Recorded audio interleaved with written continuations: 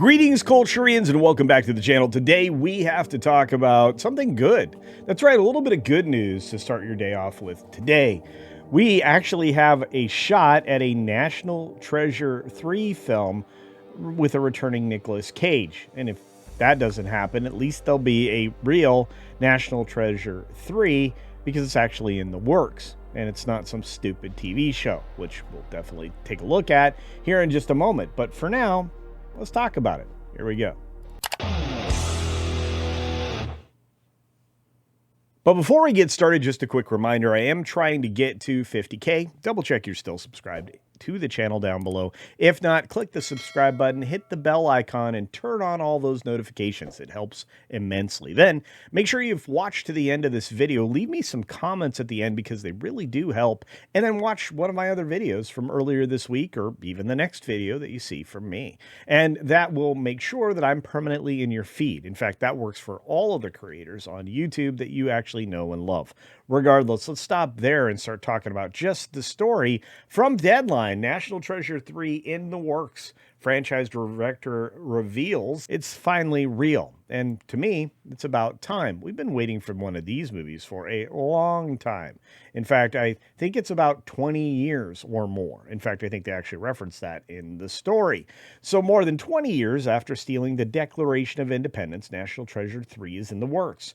On Friday, National Treasure director John Turteltaub revealed that the third installment in the Nicolas Cage adventure franchise is in the works with a script that Disney has approved. Well, that's awesome news. Couldn't be more excited, except that maybe there's no say from Disney. At least that would be the best course of action here. I was thinking about mentalizing this tonight. I say it tonight. He teased during a live recording of the National Treasure Hunt podcast in Philadelphia. It's happening. You're the first people I have said this out loud to. And you know what? That's great news. The original two films were a lot of fun. They had wonderful good guys, wonderful bad guys, and, some intermediary storylines along the way. Lots of positive character growth and a hero's journey for sure, in addition to some callbacks to history that Americans need to relearn. I think all in all, this is a fun and good franchise, and I think that ruining it with too much modern day politics is the only risk that we have here. We'll see if any of that's likely to happen, but let's get back to the story. So Turteltaub continued with the commentary saying, it's finally real. Now it's Hollywood real, meaning things can happen. Nick gets hit by a bus, there's no national treasure. If I get hit by a bus, there's probably a national treasure. At least he's honest about it. Welcome to Hollywood. That's Hollywood. Again, to steal a line from Rachel Zegler, it's Hollywood, baby. The director also helmed the 2007 sequel, National Treasure Book of Secrets, noted that they have finally got a script that I like, which Disney has also said sounds like a movie we can make, which they don't get to say very often because of just how politically driven Disney is these days. If you're looking, you can find this story over on Deadline, and you can find this actual X clip that I think will fill all that out for you.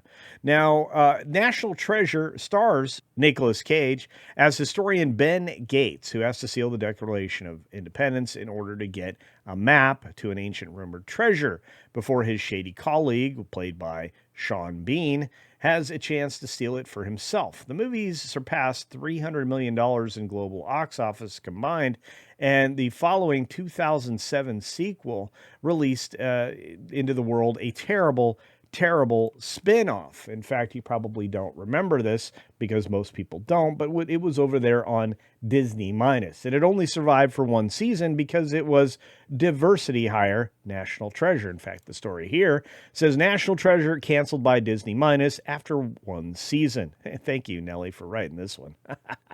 Anyway, exclusive. There will be no second season of National Treasure as Disney Minus has opted not to renew the Freshman Adventure series. And again, if you look at all the art and everything associated with it, there's no doubt about what this was. This was more DEI slop with Disney's name slapped on it and only made for that purpose. The show from Disney Television and ABC Signature was an expansion of the National Treasure movie franchise, told from the point of view of a young heroine, of course, named Jess, a quote-unquote dreamer, which means illegal alien that they were promoting at the time. Disney really does promote the wrong side of things all the time these days. In search of answers about her family, who embarks on an adventure of a lifetime to uncover the truth about the past to save the lost Pan-American treasure. Well, of course, I imagine that dreamer wants to reappropriate that treasure to maybe her quote unquote people, not in the country that she's chosen to live in. I don't know. This thing was absolute nonsense from the beginning. And Zuri Reed, Antonio Cipriano, Jordan Rodriguez, Jake Austin Walker, and Lyndon Smith also starred in the series. It was executive produced by Jerry Bruckheimer and John Turteltaub, and the writers Marianne and Cormac Wibberley. Well, yeah. Essentially, just a diversity hire show that I think we're better off for not having. The good news is we're going to get a return to an actual film and a structure that I think we all appreciated, with an adventure, an actor, and a storyline that gave us exactly what I said before, a hero's journey, something that was entertaining and enriching, and also something we could learn from a little bit on the way, despite the over-dramatized, dramatic license that was certainly taken during the course of production. Will there be some DEI nonsense in here? Well, with Turteltaub involved, it's hard to say. I mean, he allowed for this to continue on as a DEI show, so would I put it past him to make this a little bit DEI and WEF laden garbage? No, I think it's still there. And the fact that, they had the whole dreamer language in there also tells me something, that maybe we don't trust Jerry Bruckheimer the way we used to, or maybe we do. Maybe he wisened up. As I've said before, earlier in the week, there's a video out there talking about how we're getting another Pirates movie with Johnny Depp, just maybe not Margot Robbie. It's a good conversation to have, is to just realize what we are, where we are, and where we started from, and take some solace in the fact that maybe these people are learning these lessons. The question is, did Disney? And I have to ask you, what do you think? Do you look forward to something like National Treasure 3, a legitimate third film in a franchise starring the original actor? Or do you think that this is going to be polluted just like the Disney Minus series? Are you looking forward to things like Pirates of the Caribbean with Johnny Depp, or do you think it's better to feminize that one also with a little Margot Robbie? And are we really headed back into centralized female-centric entertainment and male properties, or are we returning to some rational thought and the mainstream middle? Good question.